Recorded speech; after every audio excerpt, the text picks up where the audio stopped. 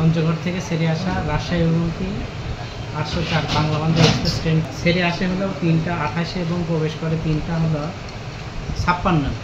গাড়িটি প্রবেশ করার পর গার্ড সাহেব বলে যে ওনার হলো WECDR 7405, বগিটি হলো ড্যামেজ, অর্থাৎ গাড়িটি হলো গতিতে চালালে আগুন ধরা যাচ্ছে।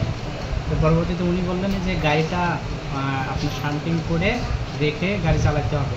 পরবর্তীতে আমরা 794 রংপুর বরেন্দ্র গোডাউন চালানোর পরে মোটামুটি ঘন্টাখানেক 1 ঘন্টা গাড়ি শান্টিং করে ড্যামেজ বগিটা 2 নম্বরে রেখে বাদবাকি গাড়িগুলো আমরা 7টায় গাড়ি ছেড়ে দিই।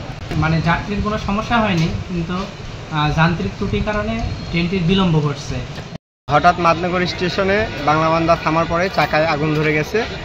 এখন রেল কর্তৃপক্ষ তা মেরামত করার জন্য ব্যস্ত আছে।